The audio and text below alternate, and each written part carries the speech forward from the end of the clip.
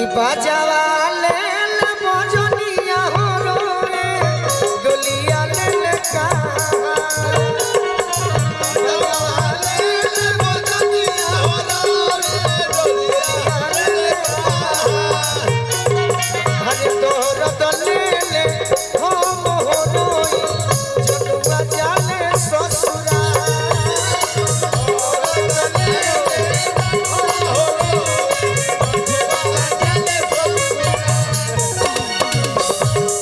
समझाओ तनी गावे के तोहरे में तब का कि बजर करे जावा हट फट फट जाए देख के ओसुआ के धार बजर करे जावा फट फट जाए देख के ओसुआ के धार अरे हमारा दिल के दुलरी हो चलल हमारा के दिशा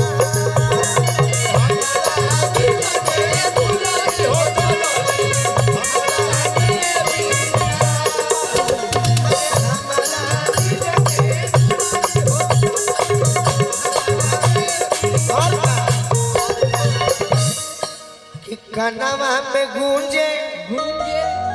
हमारा कोयली के बोलिया जसो जसो दूर जात जनुआ के डोलिया। क्या बात है ये भाई अने के भाषा तो छई छा हो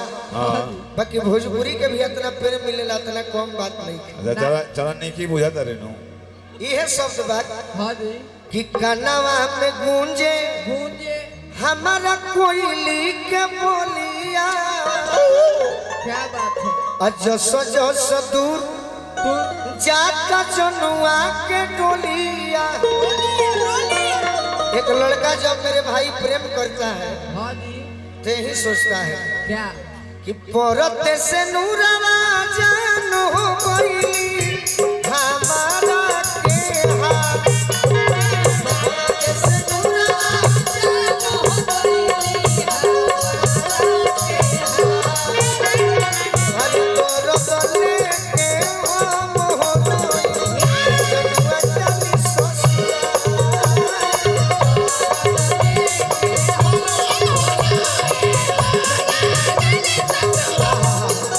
हम आपसे एक दिल की बात बताते हैं क्या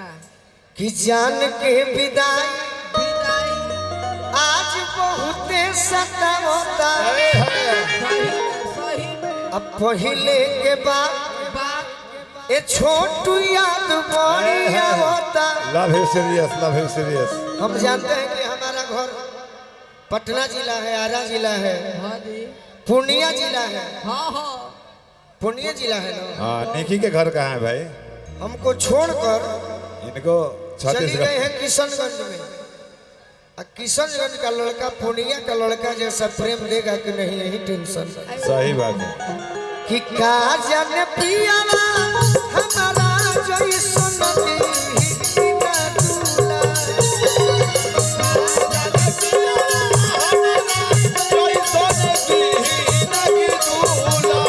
अरे हमारा दिल के दुलरी हो चलली हमारा के दिशा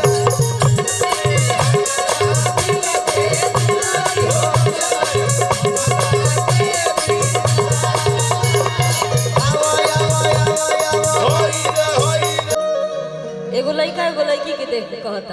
का विजय बाबू हम लड़की हैं लेकिन थोड़ बहुत फीलिंग हमारा अंदर ये तरह दूसरा चीज हो जाए यार। फीलिंग नहीं क्या बात मतलब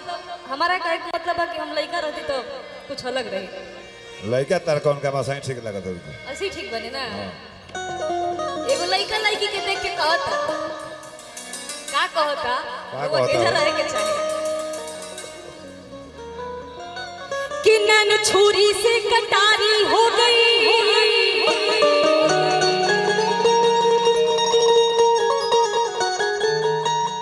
कुछ ऐसे गाने होते हैं,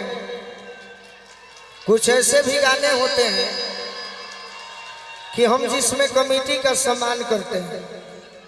और कमेटी जो यहाँ हमारे लिए बिहार जरूर है लेकिन पूर्णिया की धरती है तो एक दो बार तीन बार आइल बनी जा जहाँ यहीं के सांसद हमारे पप्पू यादव जी हैं, उनके प्रोग्राम में आए हैं। और दूसरी बात है कि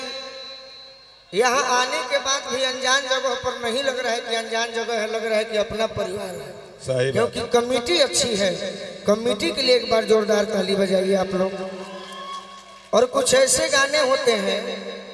जिसमें नृत्यांगनाओं की जरूरत भी नहीं पड़ती है, श्रोता ही संभाल लेते हैं। सही बात जैसे हम गाया करते हैं कभी कभी। हाँ हाँ, अरे रंजीत डॉन जैसे गाना हम गाए थे, अभी आप लोग सोशल मीडिया पर सुने होंगे, उस पे आप ही लोग का मन खुश हो जाएगा। बजाइए तो भाई।